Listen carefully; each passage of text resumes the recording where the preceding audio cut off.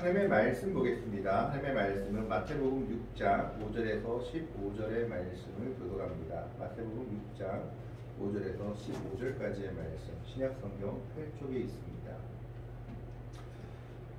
5절의 말씀을 제가 먼저 봉독해 올립니다. 또 너희는 기도할 때에 외식하는 자와 같이 하지 말라. 그들은 사람에게 보이려고 회당과 큰 거리 어귀에 서서 기도하기를 좋아하느니라. 내가 진실로 너희에게 이르노니 그들은 자기 상을 이미 받았느니라. 너는 기도할 때에 내 조망에 들어가 문을 닫고 은밀한 중에 계신 내 아버지께 기도하라. 은밀한 중에 보시는 내 아버지께서 갚으시리라. 또 기도할 때에 이방인과 같이 중언부언하지 말라. 그들은 말을 많이 하여야 들으실 줄 생각하느니라. 그러므로 그들을 구하지 말라. 구하기 전에 너희에게 들어야 할 것을 하나님 너희 아버지께서 아시느니라. 그러므로 너희는 이렇게 기도하라. 하늘에 계신 우리 아버지여, 이름이 거룩히 여김을 받으시오며 나라가 임하시오며 뜻이 하늘에서 이루어진 것 같이 땅에서도 이루어지이다. 오늘 우리에게 일용할 양식을 주시옵고 우리가 우리에게 죄 지은 자를 사하여 준 것 같이 우리 죄를 사하여 주시고 우리를 시험에 들게 하지 마시옵고 다만 악에서 구하시옵소서. 나라와 권세와 영광이 아버지께 영원히 있사옵나이다. 아멘. 너희가 사람의 잘못을 용서하면 너희 하늘 아버지께서도 너희의 잘못을 용서하시려니와. 15절의 말씀을 같이 읽습니다. 너희가 사람의 잘못을 용서하지 아니하면 너희 아버지께서도 너희 잘못을 용서하지 아니하시리라. 지난주에 주기도문 하기 전에 이 배경에 대해서 잠시 설명을 드렸습니다. 누가복음, 즉 마태복음과 누가복음만 주기도문이 기록되어 있는데 누가복음 것이 좀 더 짧아서 누가복음이 원형으로 보이고 마태복음은 첨가된 이야기들이 더 있는 것으로 보인다라고 학자들이 생각한다라는 겁니다. 그리고 누가복음에서는 예수님이 주기도문을 가르쳐 주신 이유가 제자들이 우리에게 기도를 가르쳐 주십시오라고 요청해서 가르쳐 주었다라고 기록되어 있습니다. 그 당시는 스승이라든지 어떤 운동을 하는 사람들은 자신들의 기도문을 가지고 있었습니다. 그들의 사상을 집어넣은 간결한 기도문을 가지고 있었다라는 겁니다. 세례요한도 자신의 기도문을 가지고 제자들에게 가르쳤다라고 성경은 말하고 있습니다. 그렇기 때문에 제자들이 기도를 가르쳐 달라는 것은 예수님, 우리가 당신을 따르는데 당신이 따르는 의미가 무엇이고 당신이 우리에게 가르쳐주고 당신의 사상이 무엇인지 가르쳐달라라는 내용입니다. 그래서 그것을 간결하게 짧게 이야기하고 있는 것이 주님이 가르쳐주신 기도, 우리가 지금 말하고 있는 주기도문이다라는 겁니다. 그러면서 예수님께서 이 주기도문, 너희는 이렇게 기도하라 라고 마태복음에서 말하면서 주기도문을 이야기하면서 뭘 말씀하시냐? 두 가지 피해야 할 기도의 유형을 말씀하십니다. 첫 번째 유형은 유대인들이 좋아하는 기도의 유형, 외식하는 자의 기도의 유형은 피해라. 사람들에게 보이려고 자랑하려고 하는 기도는 하지 말라. 차라리 골방에 들어가서 기도하라. 사람들에게 칭찬받는 기도는 이미 상을 다 받은 기도다. 하나님이 응답하실 것이 없다라고 말씀하고 있습니다. 그게 유대인들의 기도였고, 두 번째는 이방인들의 기도와 같이도 기도하지 말라.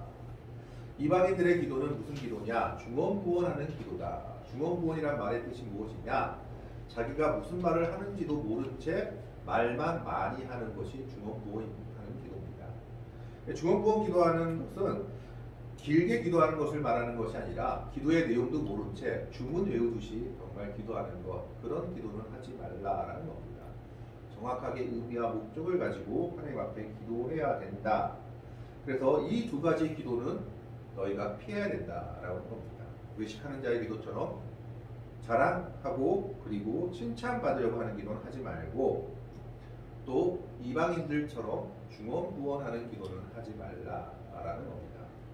그러면서 오늘 말씀을 통해서 예수님께서는 제자들에게 이렇게 기도하라라고 말하면서 바로 주기도문의 내용을 말씀하고 있죠. 하늘에 계신 우리 아버지여라고 말했는데 아버지는 아빠라는 뜻입니다. 그래서 하나님과의 친밀성을 강조하지만 그러나 혹시 그 친밀성 때문에 경외심을 놓칠까봐 그 앞에 하늘에 계신을 붙이고 있다라고 얘기했습니다. 하나님은 우리의 아빠 되시지만 그분은 우리를 초월해 계시는 하늘에 계신 분인 것을 잊지 말아야 한다라는 겁니다. 그러면서 이 주기도문은 구조가 세 가지 청원으로 되어 있는데 첫 번째 세 가지 청원이 무엇이냐? 즉 당신 청원, 하나님에 대한 당신 청원이 세 가지고 뒤에 세 가지 청원이 또한 있는데 그 뒤에 세 가지 청원은 우리 청원이 세 가지인 것으로 오늘 주기도문은 구조를 이루고 있습니다. 그래서 당신 청원 세 가지는 무엇이냐? 첫 번째 세 가지 청원이 이름이 거룩히 여김을 받는 것이고 그리고 두 번째 청원이 나라가 임하는 것이고 세 번째 청원이 무엇이냐 하면 뜻이 땅에서도 이루어지는 것, 이것이 당신 청원이다 라고 얘기했죠. 그리고 우리 청원 세 가지는 무엇이냐? 첫 번째 청원이 일용할 양식을 주십시오. 두 번째 청원이 우리 죄를 용서하여 주십시오. 세 번째 청원이 우리를 구해 주십시오. 어디서? 악에서. 이것이 세 가지 청원이다라는 겁니다. 오늘은 이 주기도문의 당신 세 가지 청원, 우리 세 가지 청원 중에서 하나님에 대한 세 가지 청원의 의미를 한번 생각해 보고자 합니다. 그러므로 너희는 이렇게 기도하라 라고 말씀하면서 가장 먼저 나온 것이 하늘에 계신 우리 아버지여 이름이 거룩히 여김을 받으시오며 라고 예수님이 말씀하고 있습니다. 여기서 이름이라는 것은 하나님의 이름을 뜻하고 있습니다. 하나님의 이름은 구약 성경에 보면 여러 가지로 나오지만 가장 대표적인 이름이 여호와, 야훼입니다. 이 말의 뜻은 나는 스스로 있는 자다라고 출애굽기 3장 15절에서 말하고 있습니다. 누군가의 이름을 안다는 것은 그 사람의 이름에 대한 대명사를 안다는 것이 아닙니다. 만약 제가 이름이 신원성 목사면 신원성 목사를 안다라고 한다는 것은 신원성 목사가 지금 어떤 지위에 있고 어떤 삶을 살아오고 있고 어떤 생각을 하며 살아가는지를 내가 안다라는 뜻입니다. 그렇기 때문에 하나님의 이름이 거룩히 여김을 받으시옵소서 해서 이 이름을 우리가 알아야 된다는 것은 하나님에 대해서 우리가 정확히 알아야 되고 하나님에 대해서 우리가 성경이 말하는 부분에 대해서 정확하게 알고 있어야 된다라는 겁니다. 하나님의 이름을 아는 것이 곧 하나님의 하나님을 아는 겁니다. 그저 피상적으로 야훼다, 아도나이다 이렇게 아는 것이 아니라 하나님의 이름에 대해서 깊은 생각을 가지고 묵상하며 나아가는 것이 하나님을 아는 겁니다. 그런데 그 이름이 거룩히 여김을 받아야 한다라고 얘기하고 있습니다. 아버지여 이름이 거룩히 여김을 받으시오며 이름이 거룩히 여김을 받아야 한다라는 말은 하나님의 초월성이 인정되고 하나님의 초월성을 인정하는 자들이 곧 하나님에 대한 경외심을 가지고 그 이름을 높여야 한다라는 뜻입니다. 이름이 거룩히 여김을 받는다 했을 때 하나님의 이름 자체는 이미 세상에 있는 것과는 다르다라는 것을 전제하고 있습니다. 여기서 하나님의 초월성, 즉 거룩이라고 하는 말은 윤리적인 측면을 가지고 말하는 것이 아닙니다. 이 윤리적인 개념이 아니라 물리적인 개념입니다. 무슨 말인지 좀 이해가 안 되죠? 하나님의 이름이 거룩히 여김을 받는다 했을 때 이 하나님의 이름이 거룩히 여김을 받는다라고 했을 때 이 거룩은요, 하나님이 거룩하고 이 세상에서 정말 좋은 일만 행하고 이래서 거룩하다라는 것이 아니라 하나님의 존재 자체가 이미 세상과는 다르다라는 겁니다. 아예 물리적 자체로 다르다라는 겁니다. 거룩이란 개념은 우리가 착해가지고 거룩하다 이런 개념이 아니라 하나님의 이미 존재 자체가 우리와는 다르기 때문에 물리적으로 이미 다른 영역에 있는 분이다. 그렇기 때문에 하나님은 거룩하시다라고 말씀하고 있는 겁니다. 피조물과는 다른 초월적인 존재라는 것을 나타낼 때 바로 이 거룩이라는 단어를 쓰는 겁니다. 하나님이 깨끗해서 하나님이 좋은 일만 행해서 거룩이 아니라 이미 존재 자체가 우리들과는 이 세상과는 다른 분이시다라는 겁니다. 그런 물리적인 개념에서 2차적으로 윤리적인 의미가 나올 수 있는 겁니다. 윤리적인 의미가 먼저가 아니라 물리적으로 이미 다른 분이시기 때문에 그 거룩 자체이기 때문에 거기서 이제 하나님을 믿는 백성들의 삶 속에서 그분을 닮은 거룩이라는 윤리적 개념이 나올 수밖에 없다라는 겁니다. 사실 하나님의 이름 자체는 하나님의 백성들이 어떻게 살든지 그분이 이름이 영광을 받는 것에는 아무 상관이 없습니다. 이스라엘 백성들이 전적으로 타락했다 할지라도 하나님의 이름은 거룩한 분이시오 그분은 높임을 받으실 분이십니다. 그러나 문제는 이 땅을 살면서 세상 사람들에게 하나님의 백성들의 삶을 통해서 그들이 하나님의 이름을 높일 수도 있고 하나님의 이름의 영광을 가릴 수도 있다라는 겁니다.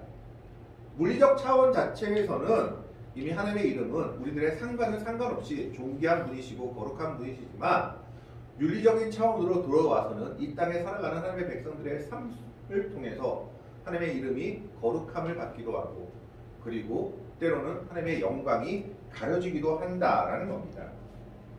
그렇기 때문에 우리는 하나님의 백성으로서 거룩하게 살아야 합니다. 그래 하나님의 백성으로서 거룩하게 살아가는 그 삶 자체가 하나님의 이름이 높임을 받게 되는 것이다라는 겁니다.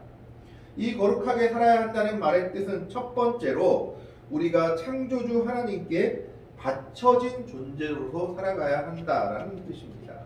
하나님께 바쳐진 존재가 무엇이냐? 성경을 보면 열왕기상에 예루살렘 성전을 짓고 솔로몬이 이 성전을 하나님께 드리면서 큰 여러 아주 기도를 많이 하죠. 이방 땅에 포로가 됐을 때도 이런 기도를 하고 나서 어떤 일이 생겼냐면 하나님이 그 성전을 거룩하게 하셨습니다.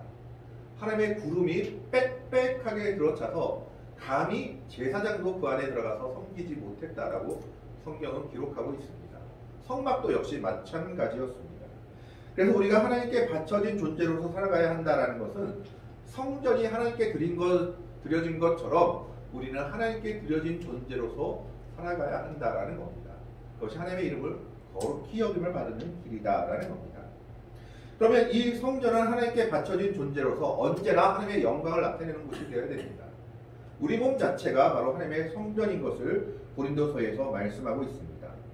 그러면 우리가 거룩하게 살아야 한다는 것 두 번째 의미는 뭐냐면 우리는 하나님께 바쳐진 존재로서 하나님의 뜻에 합당하게 살아야 한다라는 뜻입니다.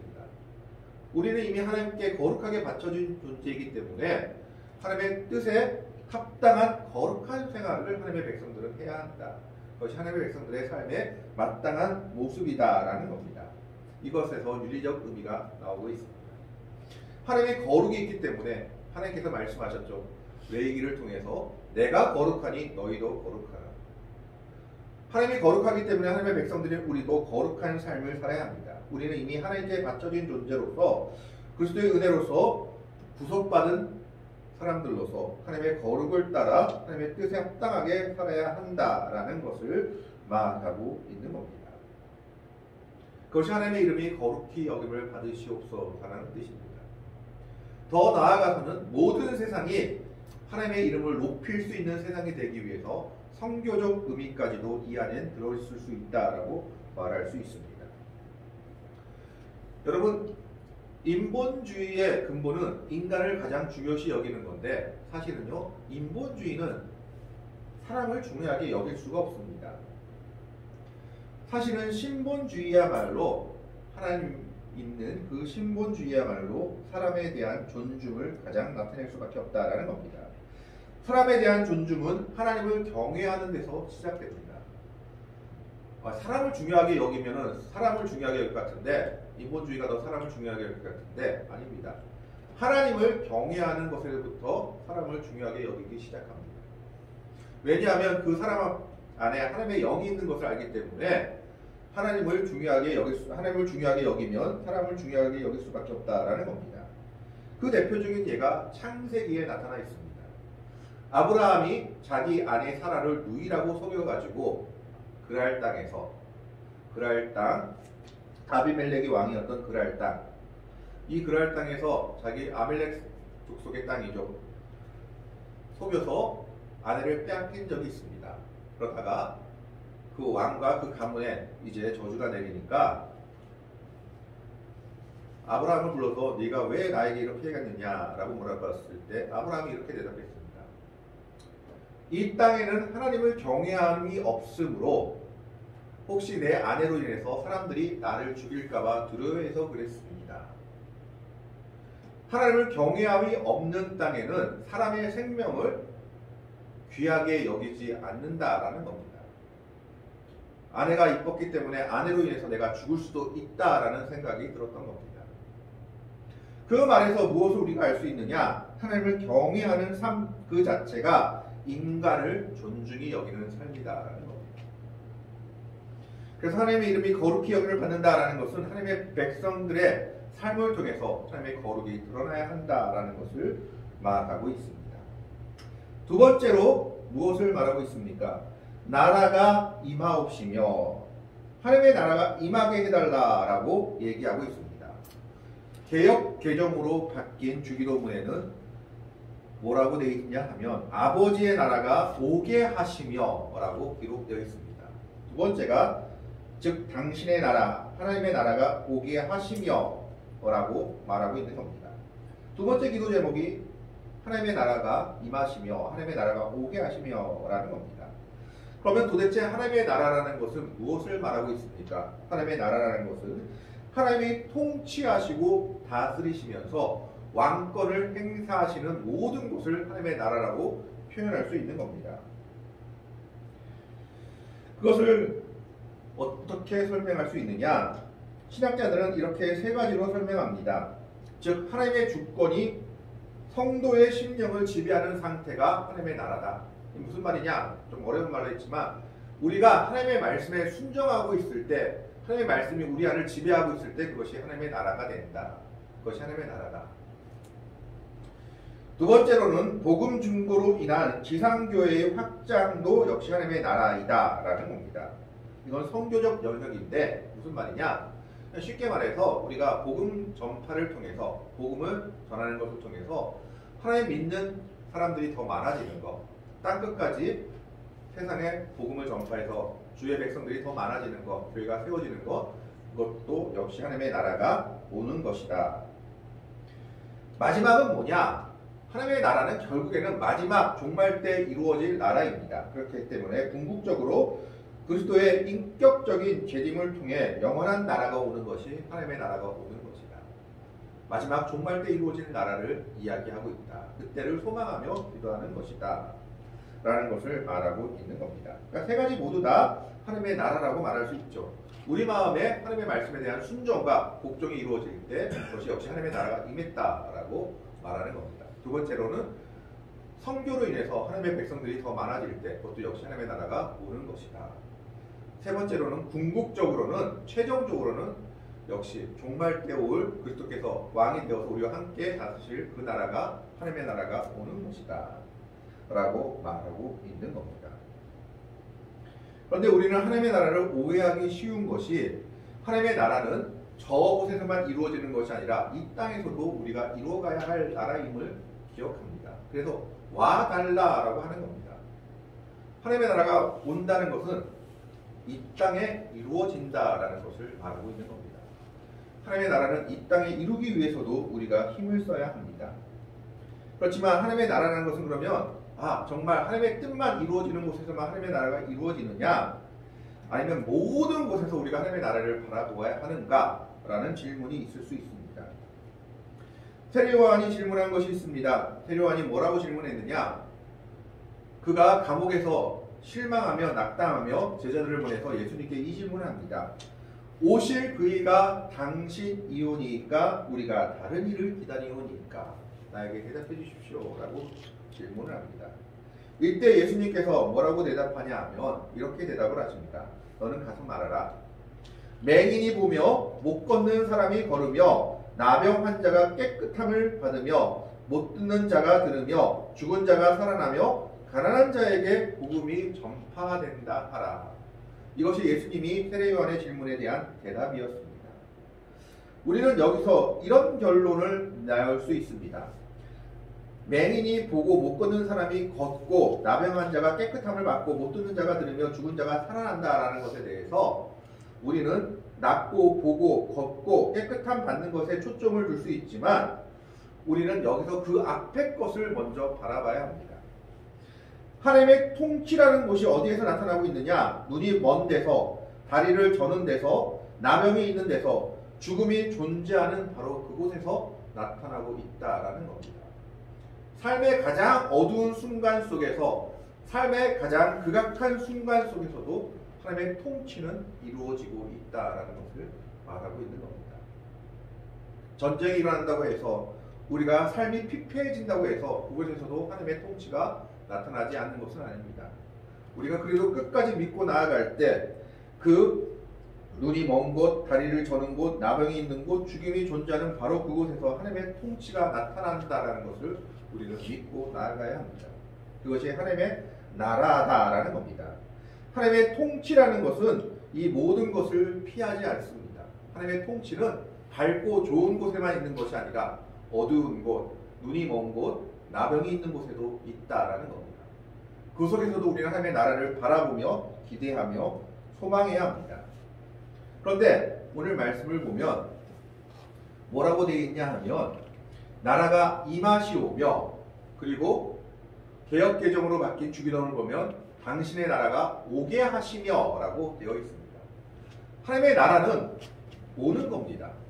온다라는 말은 두 가지 의미를 가지고 있죠. 무슨 의미를 가지고 있습니까? 하나님의 나라는 결국은 하나님이 이루시는 나라다라는 겁니다. 우리가 이 땅에 하나님의 나라를 이루기 위해서 전도도 하고 우리 삶의 사람의 영광을 위해서 살아가기도 하지만 결국은 그 모든 것, 인간의 노력, 여기는 무슨 문제가 있느냐? 인간이 만드는 것처럼 오해할 위험이 있다는 겁니다. 그건 하나님의 나라가 아니죠. 그건 우리가 만드는 게 아니라 그 모든 것에도 결국 누가 하시는 거냐? 하나님이 하시는 거다라는 겁니다. 그것이 하나님의 나라입니다. 그래서 당신의 나라가 오게 하신다라는 것은 하나님께서 우리에게 보내주시는 거고 우리는 우리의 입장에서 그것을 받는 겁니다. 하나님의 나라는 바로 그것이죠. 그래서 그것은 두 가지를 의미하고 있습니다. 하나님의 나라는 이 땅을 초월해 있고 또 하나는 은혜로 들어가고 은혜로 받는 것이다 라는 겁니다. 물론 우리도 하나님의 나라를 위해서 노력해야 됩니다. 전도도 해야 되고 말씀도 전해야 되고 기도도 해야 되죠. 그러나 그 모든 것을 통해서 우리가 고백해야 될 것이 있습니다.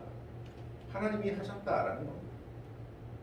우리의 노력을 내세우는 것이 아니라 하나님이 하셨다라는 겁니다. 그래서 당신의 나라가 오게 하시며 라고 말하고 있는 겁니다. 하나님의 나라는 하나님의 통치가 이루어지고 있는 모든 것을 하나님의 나라라고 이야기합니다. 그것은 밝고 좋은 곳만이 아니라 어둡고 소외된 곳, 그곳에도 하나님의 통치와 나라가 이루어진다는 것을 우리는 믿고 기도해야 한다는 겁니다. 그것이 당신의 나라가 오게 하시며 라는 기도의 뜻입니다. 세 번째가 무엇입니까? 세 번째가 10절 말씀에 뜻이 하늘에서 이루어진 것 같이 땅에서도 이루어지이다. 이건 두 가지를 대조적으로 말하고 있습니다. 뜻이 하늘에서 이루어졌다라는 겁니다. 하늘에서는 하나님의 뜻이 그대로 이루어진다는 것을 전제로 하고 있습니다. 그런데 땅이 있습니다. 이루어진 것 같이 땅에서도 이루어지이다 라고 기도하는 것은 땅에서 하나님의 뜻이 이루어진다라는 뜻일까요? 잘 이루어지지 않는다라는 뜻일까요? 이루어진다. 예, 뭐 그렇게 볼 수도 있겠는데, 자, 하늘에서는 하나님의 뜻이 이루어졌지만 땅에서는 하나님의 뜻이 이루어지지 않는다라는 것을 대조하고 있는 겁니다. 그래서 하늘에서 이루어진 것처럼 땅에서도 이루어지기를 기도하고 있는 겁니다.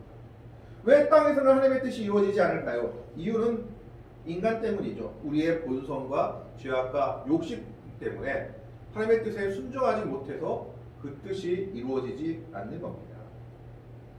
예수님의 겟세마네의 기도가 그 본을 우리에게 보여주시고 있죠. 이 잔을 내게서 지나가게 하시옵소서. 몇 번이나 기도했죠. 그러나 마지막 기도의 제목이 뭡니까? 그러나 나의 원대로 마시고 아버지의 뜻대로 하시옵소서. 바로 이것이 하늘에서 이루어진 것처럼 땅에서도 이루어지기를 바라는 기도의 내용인 겁니다. 하나님의 뜻이 우리의 뜻이 되도록 우리는 노력해야 됩니다. 그러나 하나님의 뜻이 우리의 뜻이 되기 위해서는 어떻게 해야 되냐? 우리는 순종해야 합니다. 순종할 수 있는 마음과 결단이 있어야지만 하나님의 뜻이 이 땅에서도 이루어질 수 있다는 겁니다. 두 가지를 대전했습니까? 하늘에서는 이루어지지만 땅에서는 이루어지지 않기 때문에 이 기도의 내용이 나오는 겁니다. 그건 왜요? 하나님의 백성들의 욕심이 가득 차서 인간의 본성 때문에, 욕심 때문에, 죄악 때문에 이 일이 이루어지지 않는 겁니다. 그러면 이 일이 이루어지기 위해서는 어떻게 해야 됩니까? 하나님의 뜻을 우리의 뜻으로 맞춰야 되는데, 하나님의 뜻이 우리의 뜻이 되기 위해서는 무엇이 있어야 되느냐? 순종이 있어야 한다는 겁니다. 순종을 통해서 우리는 하나님의 뜻을 이루어가고 하나님의 뜻이 이 땅에서도 이루어지게 하는 겁니다. 이 세 가지 기도의 제목은 바로 이런 의미를 가지고 있다라고 볼 수 있습니다. 이름이 거룩히 여김을 받는다라는 것은 하나님의 거룩을 인정하는 것으로서 하나님의 백성들이 역시 하나님의 거룩을 나타내는, 하나님께 영광 돌리는 삶을 살아야 한다라는 것을 말하고 있습니다.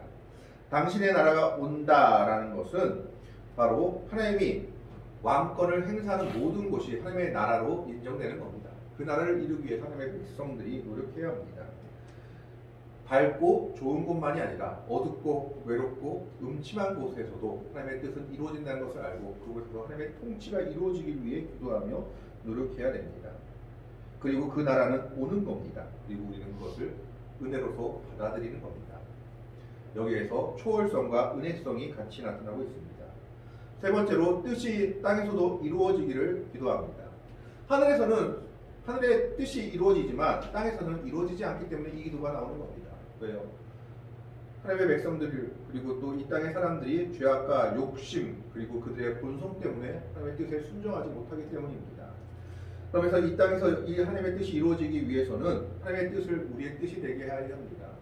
예수님께서 겟세마네에 기도한 것처럼 나의 원대로 마시고 당신의 뜻대로 하옵소서라고 기도하는 기도가 있어야 한다는 겁니다. 그런 하나님의 뜻을 이루기 위해서는 하나님의 백성들이 순종해야 합니다. 결국 하나님을 향한 이 세 가지 기도, 이름을 거룩하게 하시며 당신의 나라가 오게 하시며 뜻이 땅에서도 이루어지게 하소서라는 이 기도 자체가 결국은 하나님의 백성들의 삶을 통해서 이루어질 수 있다는 것을 보여주고 있는 겁니다. 하나님의 백성들의 거룩한 삶과 순종의 삶을 통해서 이 세 가지 기도도 응답되고 이루어진다라는 겁니다. 이름이 거룩히 영을 받으시오며 당신의 나라가 오게 하시며 나라가 임하옵시오며 뜻이 하늘에서 이룬 것 같이 땅에서도 이루어지는 이 모든 것은 오늘 하나님의 백성들의 삶을 통해서 이루어질 기도의 내용들입니다. 오늘 우리는 이 기도의 말씀들을 기억하면서 정말 하나님의 백성들이 거룩한 삶을 통해 순종의 삶을 통해 이 기도의 내용들을 이루어갈 수 있는 복되고 아름다운 믿음의 백성들이 될 수 있기를 주님의 이름으로 간절히 축원합니다. 기도하겠습니다. 하나님, 오늘은 주님께서 우리에게 가르쳐 주신 기도 중에 세 가지 당신의 나라를 향한 하나님의 나라를 향한 기도를 바라봅니다.